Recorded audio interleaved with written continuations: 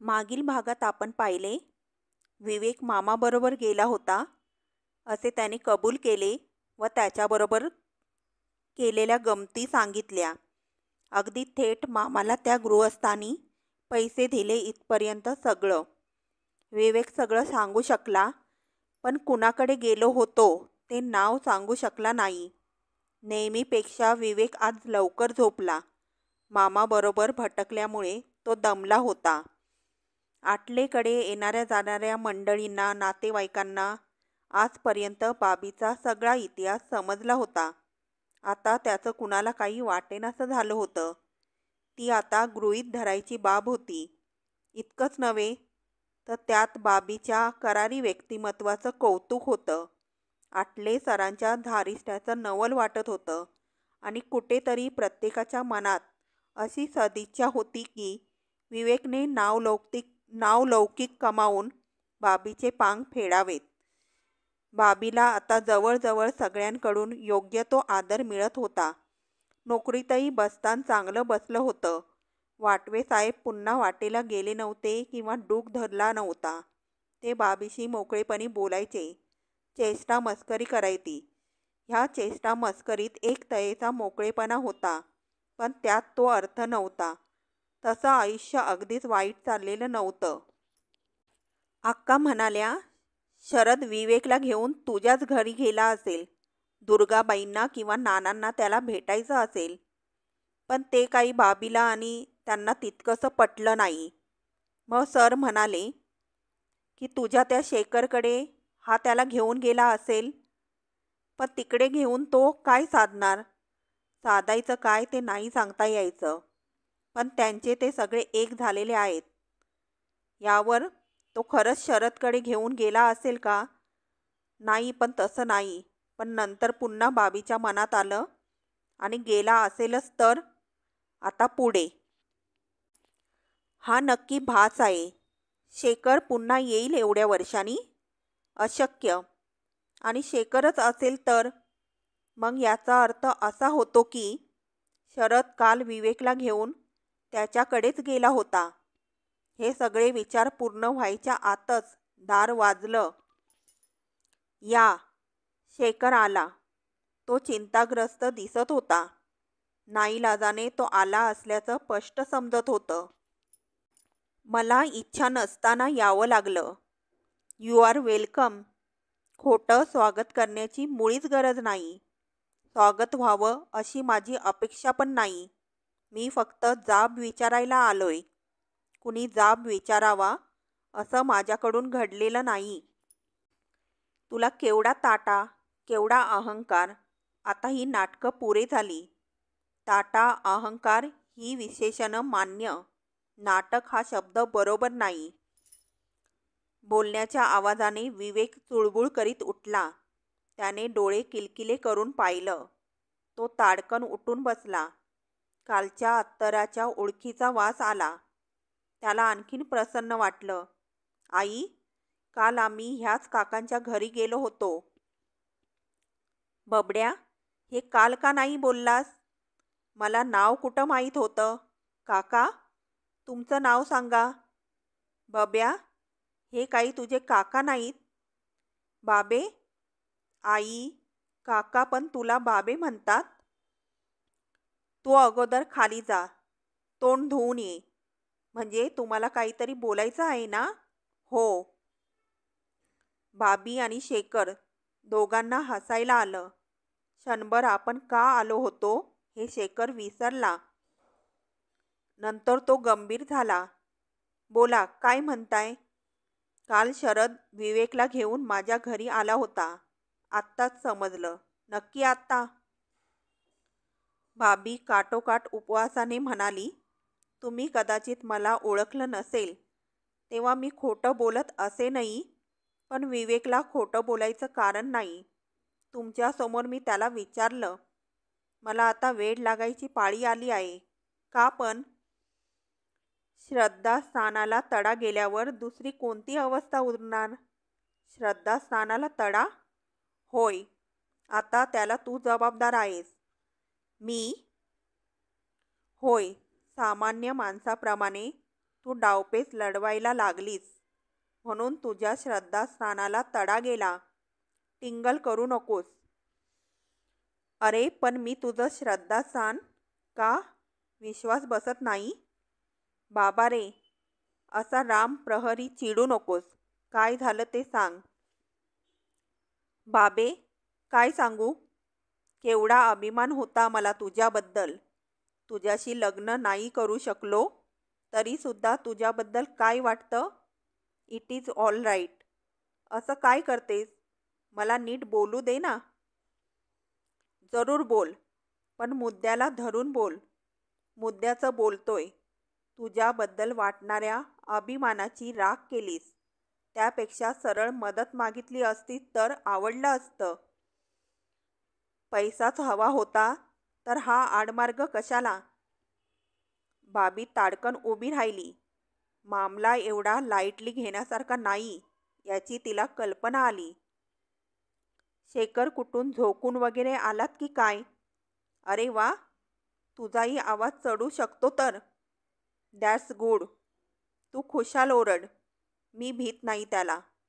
मला फक्त एकच सांग, आणखी किती हजार मिळाले म्हणजे तुम्ही बहीण भाऊ शांत होणार?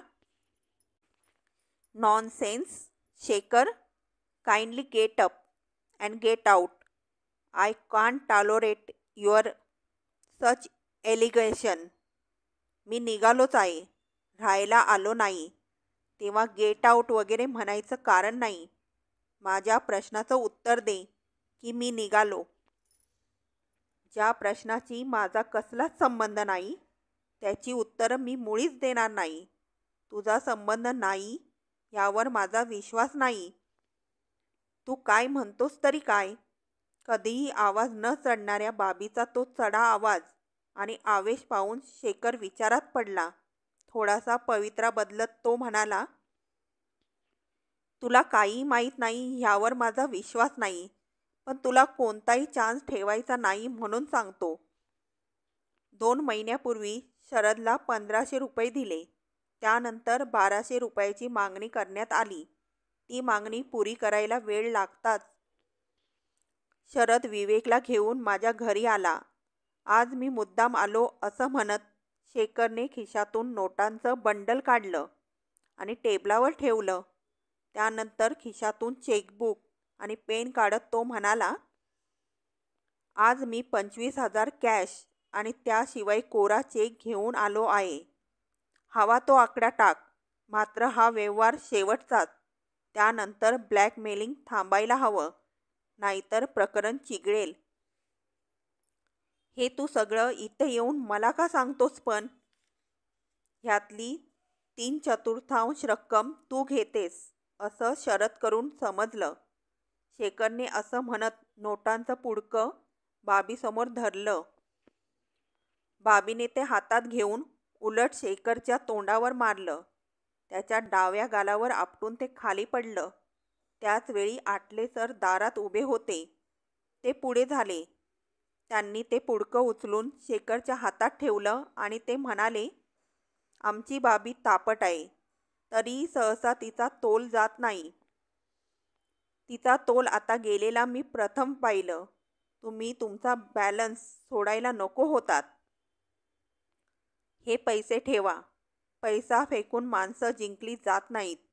ह्या आपल्यासारख्या सुशिक्षितांना जाणवायला हवं. आटले साहेब, आपण हे आपल्या शिष्येला सांगा. ब्लॅकमेल करून मला जिंकण्याचा पहिला प्रयत्न तिनंच केला. बाबी संतापाने थरथरत होती. तिला आटले सरांनी धरलं, अगदी एखाद्या लहान मुलाला धरावं त्याप्रमाणे. त्यांनी तिला शेखरसमोर धरली आणि ते म्हणाले, जोगळेकर, ह्या मुलीकडे एकदाच नीट पहा.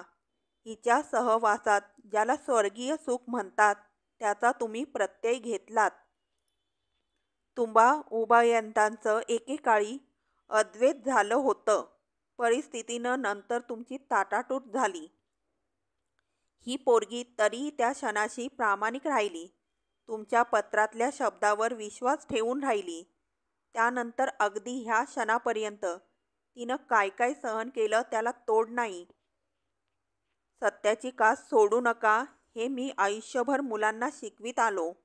पण सत्य आचरणात कसं आणायचं आणि त्यासाठी काय प्रचंड मोल द्यावं लागतं हे ह्या पोरीनं मला शिकवलं. एकदा पुन्हा नीट पहा तिच्याकडे.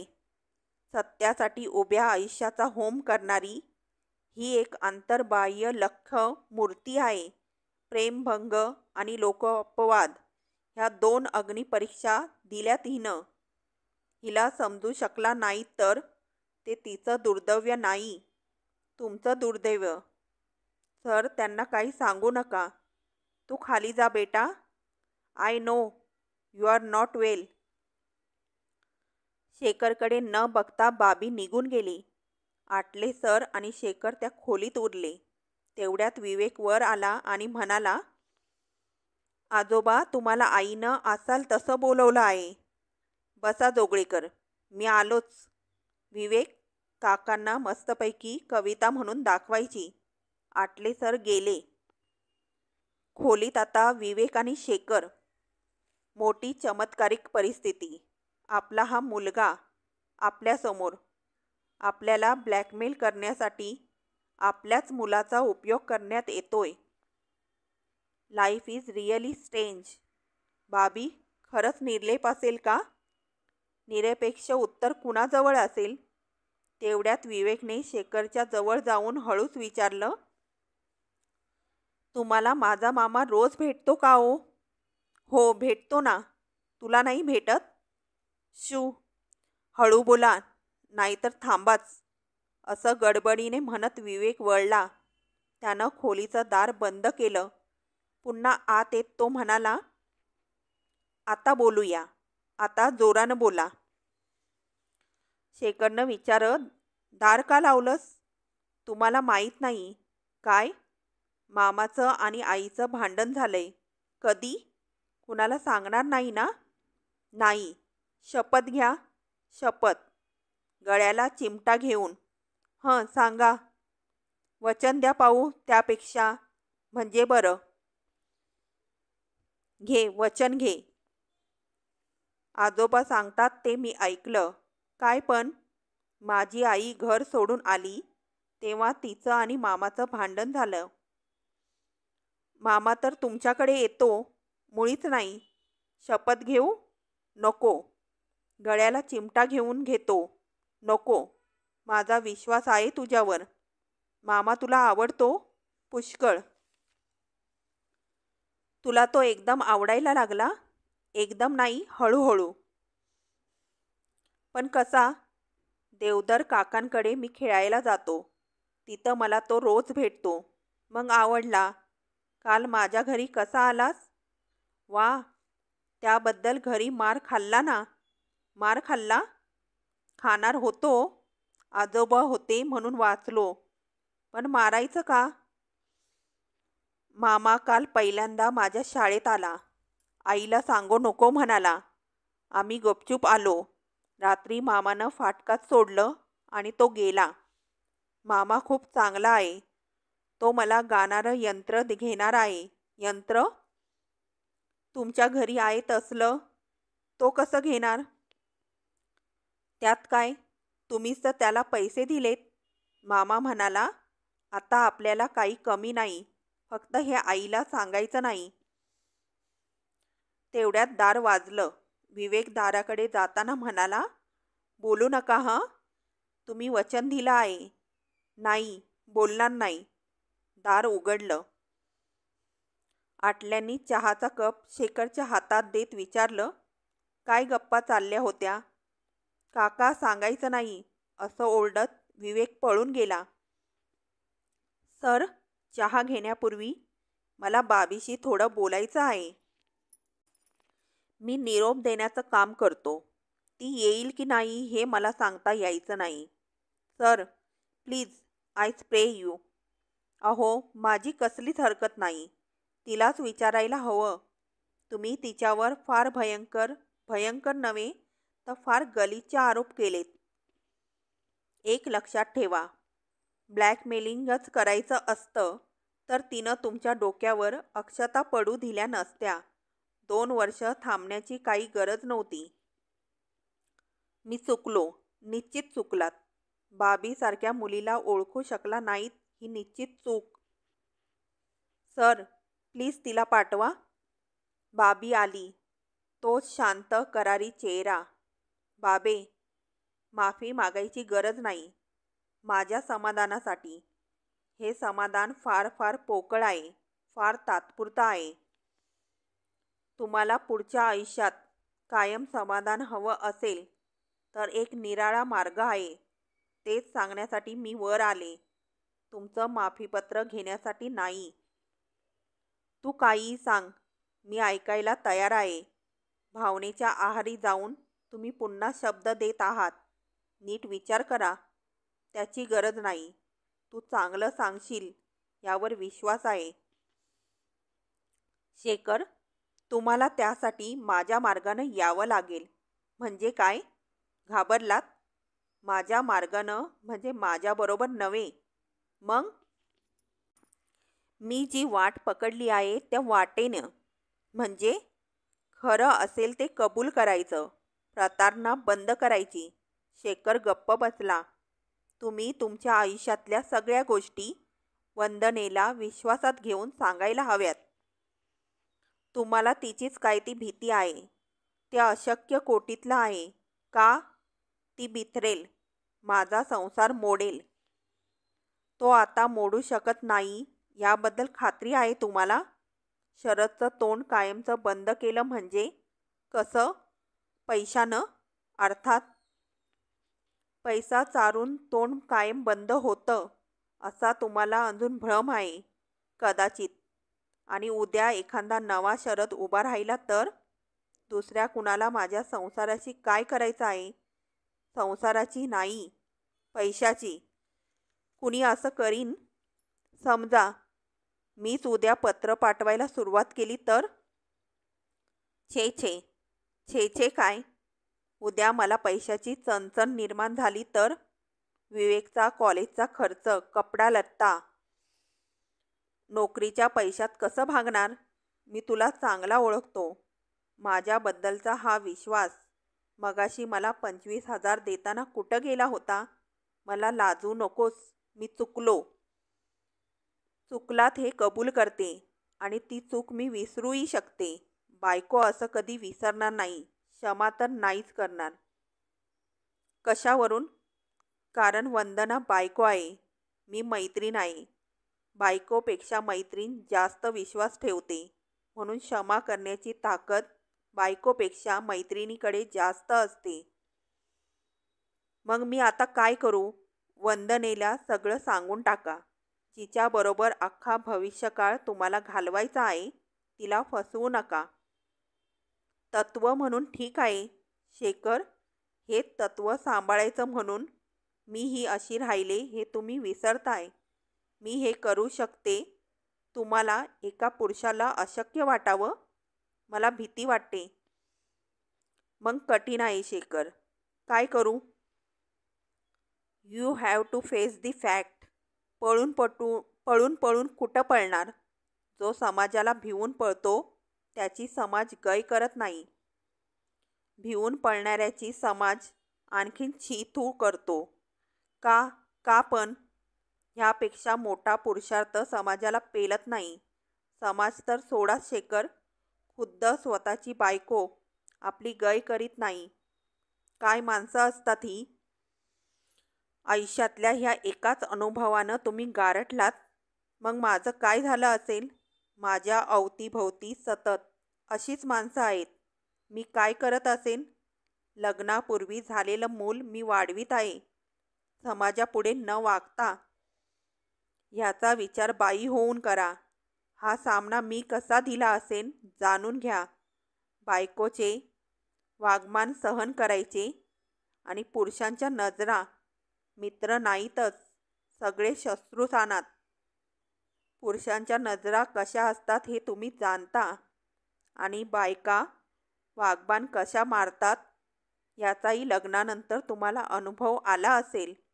खरंच बाबे, तू एक महान स्त्री आहेस. ते नाही मला माहीत.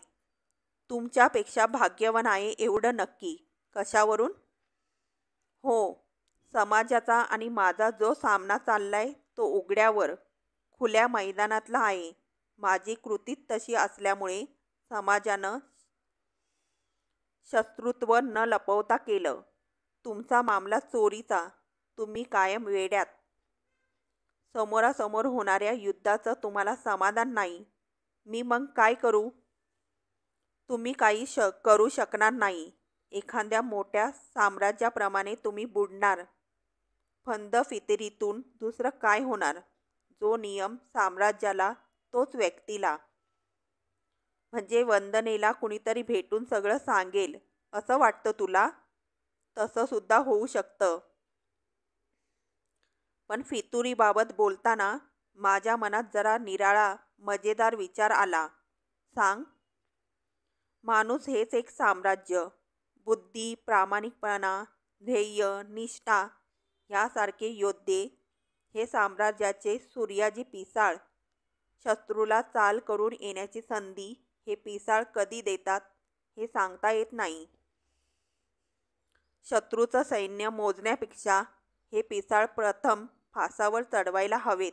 ह्या शत्रूंना मनात ठाण मांडून राहिलेल्या शत्रूंना प्रथम जिंका. तेच खरं युद्ध. त्यात हरलात तर सक्का भाऊ किंवा जीवाला जीव देणारी बायकोसुद्धा पलिते घेऊन मागे लागते. शेखर गप्प बसला. दिपला होता. दाजींनी हिला वीज म्हटलं त्याचा अर्थ समजत होता. तो म्हणाला, तू म्हणतेस ते खरं आहे. शत्रू बाहेर नसतो, मनात असतो. मी दोन्हींचा बंदोबस्त करतो आता. दोन्हींचा म्हणजे? शरद तुला त्रास देणार नाही असं करतो. ते मी बघून घेईल. तुम्ही दुसऱ्या शत्रूचा बंदोबस्त करा. कायमचे मुक्त व्हाल. बाबे, really really you are a great. खरंच मीच करंटा. माझ्याशी तुझं लग्न झालं असतं तर? Shekhar, please don't get emotional. B practical. मला ऑफिस आहे आणि तुम्हाला बायको आहे तेव्हा